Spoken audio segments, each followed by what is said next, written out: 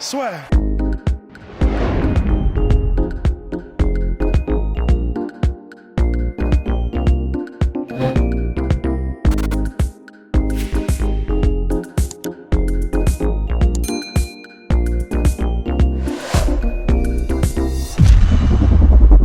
And we are back. Bonjour à tous et à tous, bienvenue dans le podcast La Sueur. Bonjour mon cher Rust.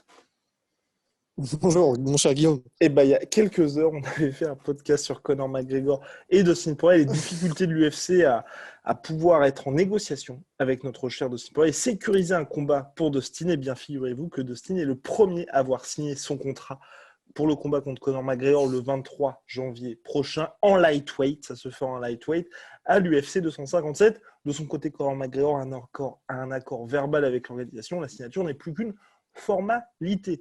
Donc le combat va se faire, ça va se faire comme l'opération 50 G's de La Sueur. N'hésitez pas à vous abonner sur le petit bouton s'abonner, ça nous fait énormément plaisir et ça nous aide dans notre objectif de 50 G's et un petit pouce bleu sur la vidéo là aussi. Ça nous aide énormément. Bien, donc mon cher Rust, ça y est, c'est officiel. J'ai envie de dire, il était temps quand même. Oui, là honnêtement, on avait fait tout un podcast effectivement sur les petits jeux, les petits mind games, les petits jeux d'esprit en bon François qui sont joués par toutes les différentes parties. C'est bien, c'est intéressant, ça nous permet de faire des podcasts et de milquer le truc, mais c'est aussi bien quand ça s'arrête et quand on peut vraiment voir les combats, quoi, très franchement. Ouais. Et donc là, de savoir qu'on va l'avoir, de savoir que ça y est, on peut commencer à parler techniquement, à parler du combat qui va arriver, sans avoir cette espèce de chape de plomb en mode ouais, parle-en, mais ça va peut-être pas se faire quand même, donc calme-toi, tu vois. C'est cool d'avoir cette énergie-là. Oh là là, exactement. Et puis peut-être l'autre bonne nouvelle, bien évidemment, c'est selon MMA Fighting, eh bien Conor McGregor s'est dit tiens, Amanda Nunes est forfait pour le combat du 12 décembre prochain contre Megan Anderson. Tiens, il vous manque un main event. Tiens, je suis disponible le 12 décembre. Et personnellement, moi je préférerais que le combat ait lieu le 12 décembre, même là, ça fait beaucoup trop short pour le combat du 22 novembre, donc l'UFC 255, mais il faut que ce combat ait lieu le plus tôt possible, à mon sens, pour que tu vois que c'est un petit peu d'ordre dans cette catégorie lightweight, parce que Khabib reste champion. On va y revenir, ne vous inquiétez pas, bien évidemment, sur le cas du Dagestanais, mais Khabib reste champion, et donc là, il y a toujours un petit peu de flou, tu vois. Alors que dès que tu as Conor McGregor ou Tony Ferguson, enfin, un vrai top contender qui combat, et enfin, tu vois, on pourra se dire, d'accord, le prochain pour Khabib, c'est lui, ou le prochain taulier de la catégorie, c'est lui aussi. Ouais, ça va. C'est mieux de toute façon, c'est mieux même pour McGregor parce que ne serait-ce que pour lui en tant que combattant, il s'entraîne visiblement depuis un petit bout de temps déjà, depuis quelques mois. Lui, il a vraiment envie, parce que mine de rien, son combat contre Cowboy, c'était cette année. Ça paraît avec le Covid et tout, on a l'impression que c'était il y a des siècles. En fait, c'était quand même encore en 2020. Donc honnêtement, alors psychologiquement, au niveau du palmarès, au niveau de ce qu'il peut, de la manière dont il peut envisager l'année qui arrive ensuite, pour lui, ce serait tout bénef s'il pouvait avoir ce combat dans les jambes le plus rapidement possible. Et mine de rien, ça fait quand même un gros mois de différence. Et c'est pas négligeable. C'est vraiment pas négligeable en termes de planning, en termes de ce qui peut se passer entre-temps. Et non, honnêtement, c'est parfait. Et puis, pour les fans, c'est cool aussi. Enfin, s'ils sont tous les deux prêts, plus tôt on l'a, le mieux c'est. Enfin, de toute façon, c'est clair. Exactement. Et en plus... Oui. Et en plus, ça fait vachement écho à ce qu'on a dit dans le podcast sur les négociations. Et parce que là, c'est vraiment une de ces opportunités.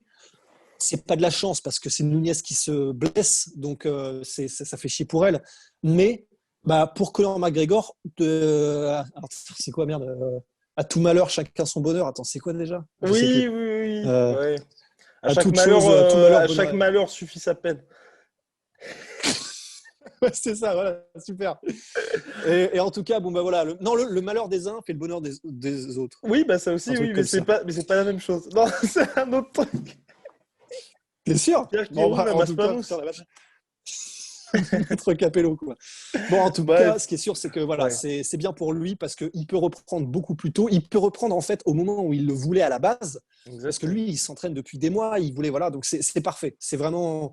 si ça se fait, parce que par contre, c'est pas fait. On dit ça, mais c'est pas fait. Mais si ça se fait, franchement, tout le monde s'y retrouve. À part l'UFC, mais en tout cas, tout le monde s'y retrouve, quoi. Oui, non, Et c'est encore, clair. l'UFC, elle s'y retrouve aussi quand même, quoi, dans tout ça. Et puis, mine de rien, c'est vrai qu'on en parlait dans le podcast, donc Unreleased, enfin, qui est bien évidemment disponible en commentaire de la vidéo sur les négociations UFC. C'est que c'est vrai aussi au niveau, je trouve que c'est le combat qui a le plus de sens pour cette catégorie lightweight, parce qu'on a deux combattants qui restent sur une victoire, contrairement à Tony Ferguson, même si on l'apprécie énormément, contrairement à Justin Gaethje, même si on l'apprécie énormément, qui tous les deux, mine de rien, sont dans une situation où leur dernier combat a été extrêmement compliqué sportivement pour eux. Et là, on a deux mecs, Conor McGregor qui a quand même démonté Donald Cerrone en 46 secondes, si je ne m'abuse. Et Ouais, un truc comme ça, ouais. de l'autre Dustin Poirier qui ça a été beaucoup plus disputé, mais ça a été le combat de l'année ou l'un des combats de l'année contre Dan Hooker. Donc bref, les deux, ils sont quand même sur un espèce de petit momentum qui est quand même assez intéressant. Bon, c'est une revanche d'un combat qui n'avait pas été très disputé quand même et qui a été assez court.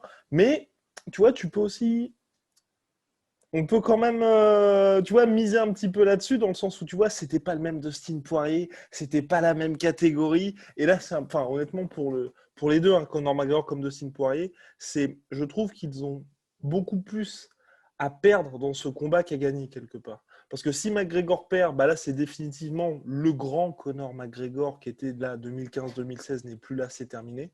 Et si Dustin Poirier perd, c'est un combattant extrêmement plaisant à voir, mais il ne sera jamais champion. Ouais, et c'est là, mais c'est ce qui rend le combat beau aussi, c'est Ouais. que même si les enjeux a priori ne sont pas d'ordre ceinture ni titre, bah, ça fait quand même un combat avec des gros enjeux. Au-delà du fait que c'est deux personnalités importantes dans le paysage lightweight clairement de l'UFC, bah, c'est clair qu'une défaite pour l'un et pour l'autre, c'est-à-dire que la défaite pour l'un et la victoire pour l'autre ce sera dramatique et drastique en fait. Parce que celui qui gagne, c'est énorme et ça veut dire quelque chose. Et celui qui perd par contre, Ouais. bah, il perd toute son inertie, il perd probablement la possibilité d'avoir le titre lightweight un jour de toute façon, ou en tout cas de le toucher, de le retoucher pour Conor. Mais c'est ouais, voilà, les enjeux sont énormes en fait. C'est pour un combat qui n'est pas pour le titre, c'est énorme.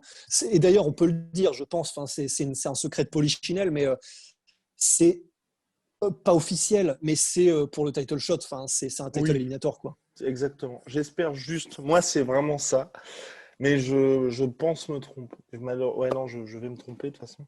J'espère que les fans euh, accorderont au vainqueur tout le mérite.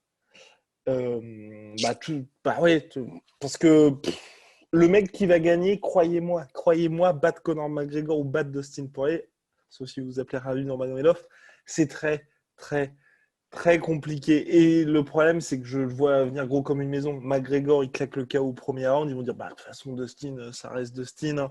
C'est un mec, il n'a pas le style pour Conor. Si Dustin bat Conor, ce qui serait énorme aussi, parce que je peux vous dire que si Dustin bat Conor, c'est pas une petite soumission tranquille, hein, non, c'est Conor, il va prendre une Ça va très être très violent. sale commotion. Donc, s'il se passe ça, les gens vont dire, bah, de toute façon, Conor McGregor, il s'entraîne plus, c'est un alcoolique, c'est machin et tout. Et c'est juste ça qui m'embête vraiment avec ce combat-là, c'est que c'est pas comme les mecs qui sont. Bah, ok, ils restent sur une victoire lors de leur dernier combat, mais tu vois, ils sont pas non plus en pleine bourre, tu vois. Ils sont pas non plus au pleine bourre au point d'oublier ce qui s'est passé ces derniers temps. Conor McGregor, les problèmes extra-sportifs, et du côté de Dustin Poirier, la défaite contre Khabib, la défaite contre Conor et la défaite contre Michael Johnson avec ce terrible chaos. Donc, j'ai juste envie que Enfin, après le combat, peu importe le mec qui gagne, tu vois, on sera juste ok, les gars, ils ont sorti une performance absolument monstrueuse pour s'imposer parce que le mec qui gagne, bah, ce sera monstrueux, ce sera vraiment monstrueux. En fait, je pense que ça dépendra aussi un peu de la manière dont le combat se passe. Tu penses que Parce ça peut que, être ennuyant? Tu penses que ça peut être décevant, ah non, pardon? non, non, non, non. Pour Aucune moi, il n'y a chance. aucune chance. Aucune chance. Aucune chance. Non, non. En fait, il y a. Mais alors vraiment, alors là, tu vois, si jamais je devais parier, là, mais oui, on a eu des déceptions et oui, Ouais. il y a des combats, on s'attendait à ce que ce soit des trucs incroyables. Bon, on ne citera pas Ngannou, le fameux Derek Lewis. Voilà. Mais il y en a eu d'autres, hein, il y en a eu ouais. d'autres.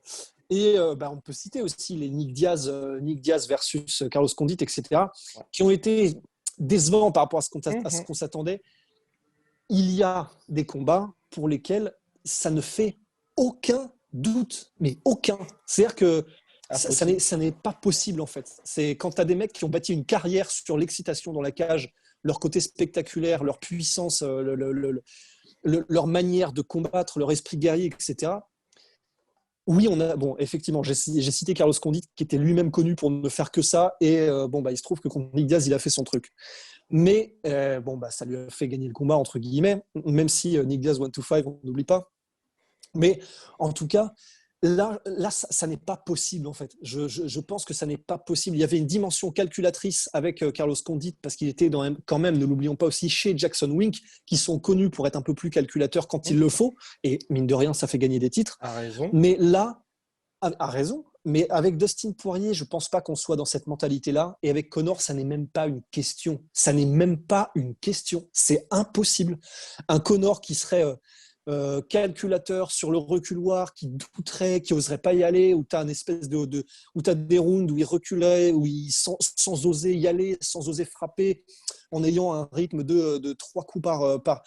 C'est impossible. Mais surtout, regardez son dernier combat. C'est ça aussi le truc, tu vois. On aurait pu avoir des doutes s'il revenait de la défaite face à Khabib, mais entre-temps, il y a eu Donald Cerrone où on en a parlé dans le premier podcast dédié à Conor contre Dustin. On a vu un Conor qui a été agressif comme jamais.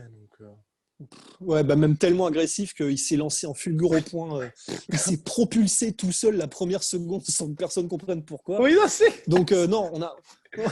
Cela dit, on en a parlé, mais si elle passait, celle-là... Oh là.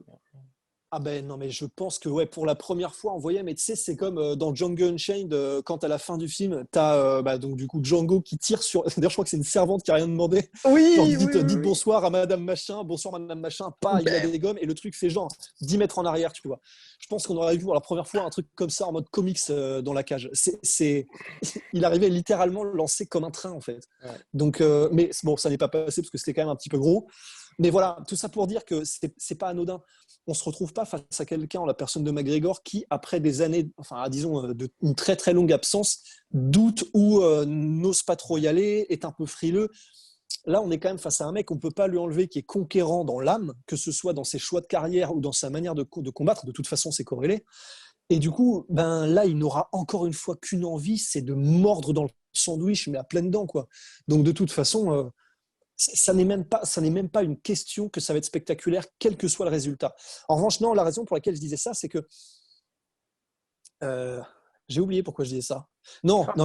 La raison pour laquelle je disais ça, c'est que en fonction de la manière dont le combat se passe, si c'est Conor qui met un one punch knockout au bout genre de, comme il le prédit, il commence déjà là au bout de genre 25 secondes. Ouais, il veut faire encore plus rapide que le premier combat. Et c'est possible. Hein. Enfin, je veux dire, s'il y a bien un mec qui a mis KO José Aldo en 13 secondes, c'est lui, donc ça se fait.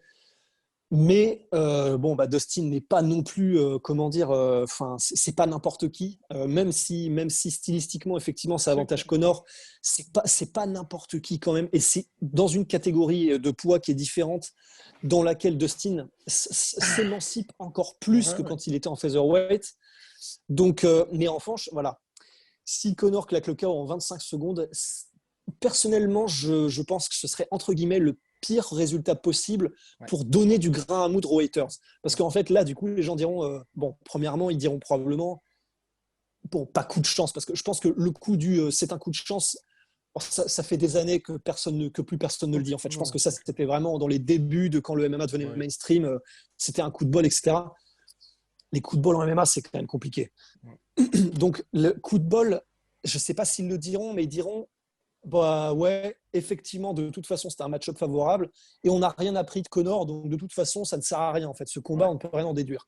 Et j'ai peur, effectivement, que les gens disent ça. Mais après, je pense que c'est le seul truc, la seule issue de combat où ça pourrait effectivement leur être au détriment des deux combattants, parce que le reste, si c'est un KO de Conor, mais après quand même un combat où Dustin aura pu montrer des trucs, où il aura pu quand même essayer des choses au bout de 3-4 minutes ou même au deuxième round, après quand même un beau combat, et malgré tout, là par contre les gens seront en mode putain, c'est Conor qui revient, il fait face au monstre de la catégorie et il arrive quand même à trouver un moyen de mettre KO. Là c'est tout bénef pour tout le monde. sauf pour Dustin qu'on surkiffe. Et honnêtement, ça me fera mal au cœur si ça arrive parce que Non, ce serait terrible. bon, Parce voilà, que c'est fini. C'est non, fini. C'est fini. Ce serait ouais, fini et on pour a lui. tellement pas envie que ce soit. Et putain, on le kiffe tellement qu'on n'a pas envie, on a envie que ce soit jamais fini avec Dustin. Mais, et si c'est Dustin qui gagne, bon, bah là, par contre, ça ne peut arriver que d'une seule manière, et ce sera s'il met Conor McGregor, il le prend comme ça, il le place dans le hachoir à viande, et il commence à tourner comme ça. Et il tourne pendant 5 rounds. Et honnêtement, mais c'est le seul. Donc, Oui, mais c'est non, vrai. c'est clair. Et C'est clair. c'est la manière. Et cela dit, C'est la et manière. j'ai envie de dire en plus, dans le hachoir à la viande, mais après 2 premiers rounds qui s'annoncent dantesques. Parce que le premier round de Conor McGregor, faut quand même le passer. Putain, mais tu vois, c'est là, je commence déjà à avoir des espèces de papillons dans le ventre comme un gosse avant Noël, tu vois, parce que oui, quoi qu'il arrive, vous pouvez faire confiance à Conor, même s'il arrive avec le pied pété, ça va être spectaculaire. Même s'il arrive avec le pied pété, là, je pense qu'effectivement, les leçons, il y a eu des leçons du combat contre Khabib, il y a eu des leçons du combat contre Conor Cerrone où effectivement, il y allait un poil trop fort, et encore que, il l'a quand même mis KO en 46 secondes. Et on peut peut-être effectivement arriver à une version de Conor c'est ce que tu avais dit dans les derniers podcasts, et je suis tellement d'accord, qui se connaît tellement bien que c'est la version ultime. Et alors, Ça va si être c'est ça, monstrueux. Non, moi, honnêtement, j'ai vraiment très très peur pour Dustin Poirier.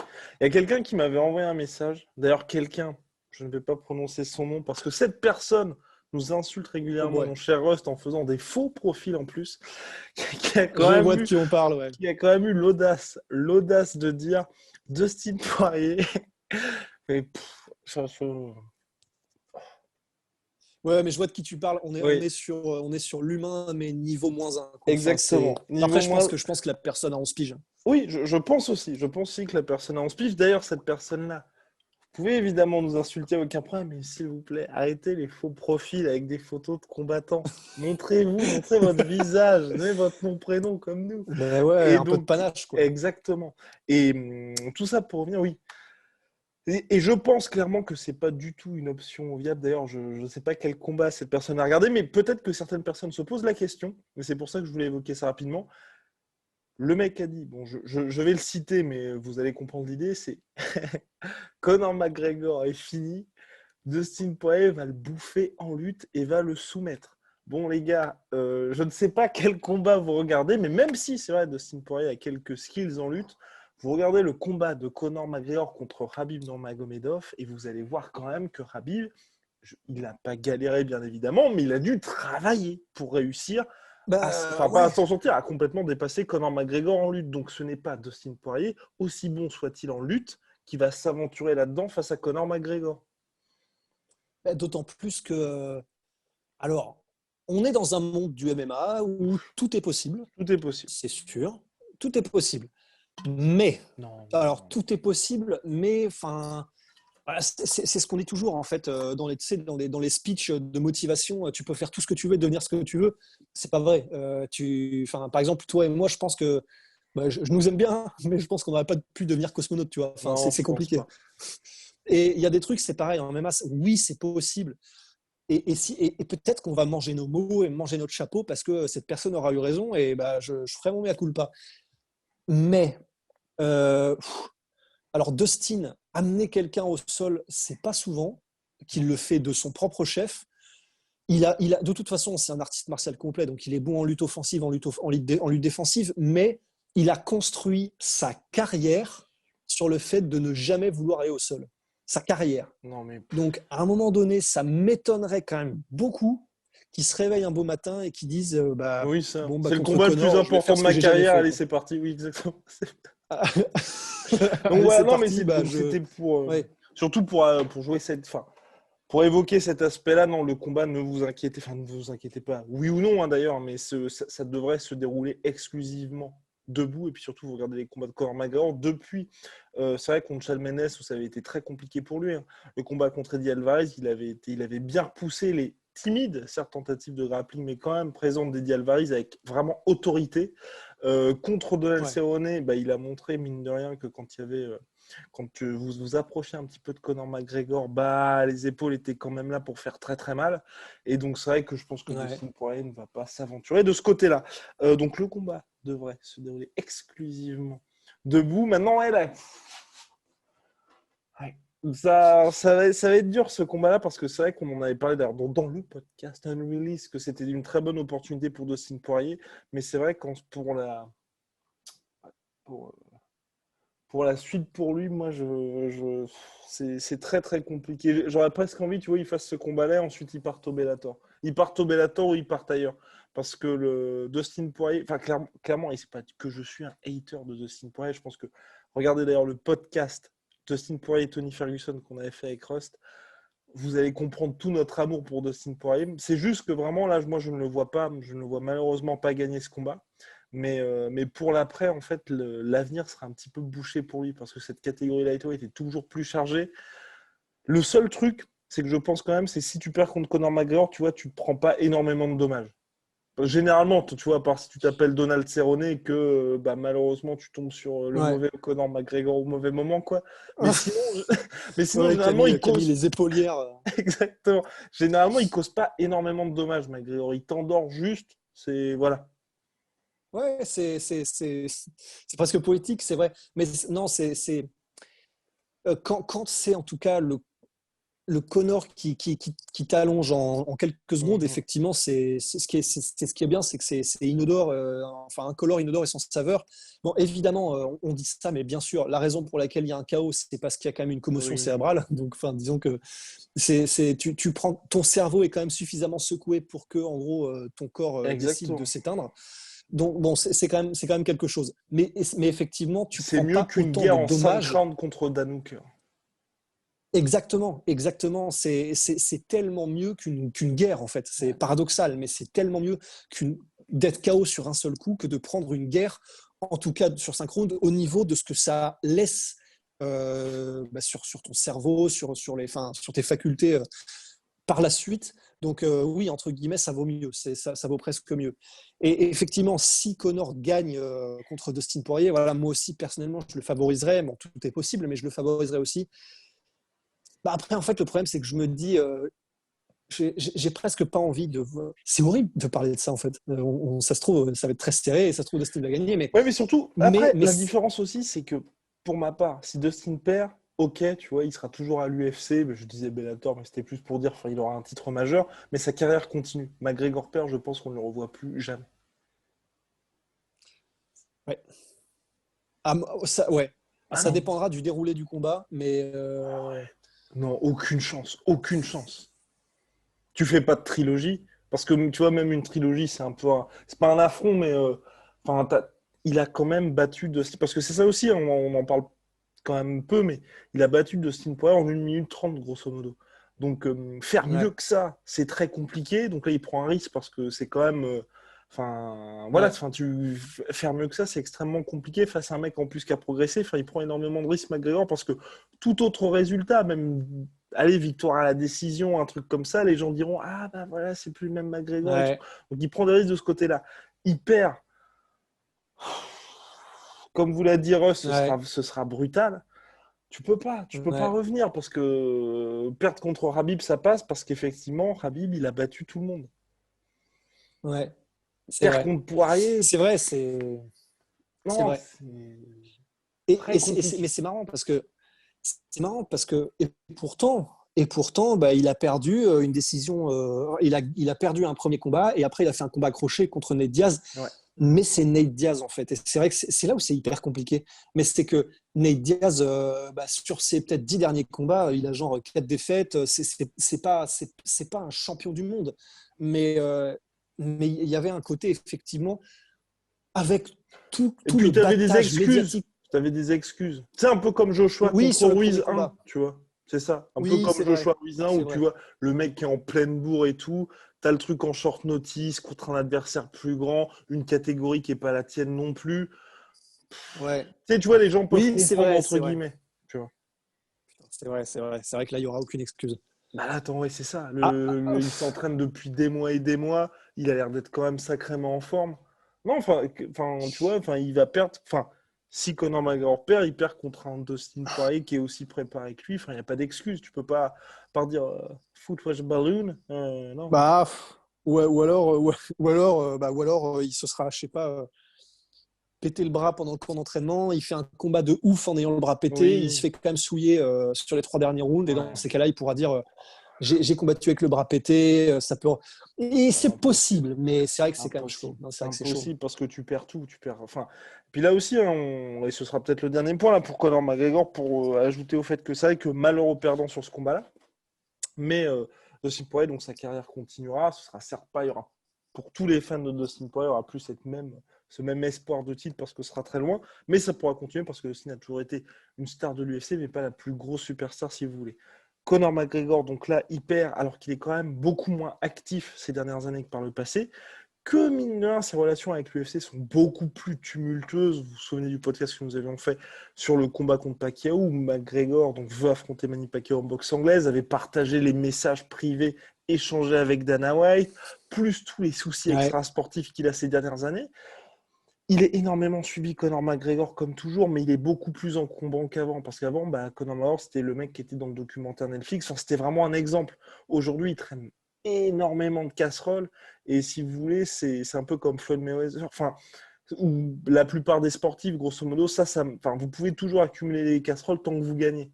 À partir du moment où vous perdez, là, les gens vous pardonnent beaucoup moins. Votre employeur aussi.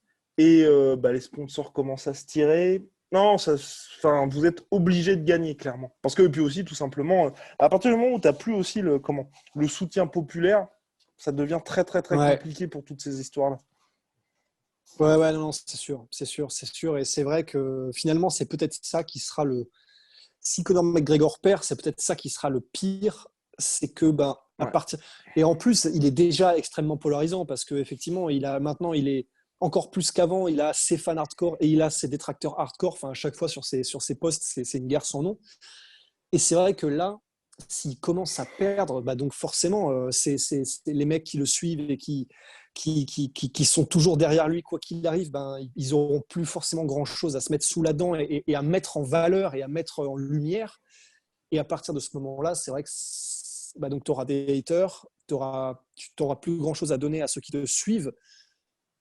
Et s'il n'a plus son impact médiatique, c'est peut-être le plus gros avantage, le plus gros de la carrière de McGregor qui s'efface. Et là, c'est chaud, quoi. S'il n'a plus son impact médiatique, c'est chaud. Complicated. En tout cas, mon cher Rust. Bon, voilà, c'était way too early preview de Conor McGregor contre Dustin Poirier. Bien évidemment, on vous tiendra au courant. À très très vite pour de nouvelles aventures. Big shout out à my sweet protein, my protein. Moins 38% avec le code la sueur. Moins 10% sur tout Venom avec le code la sueur.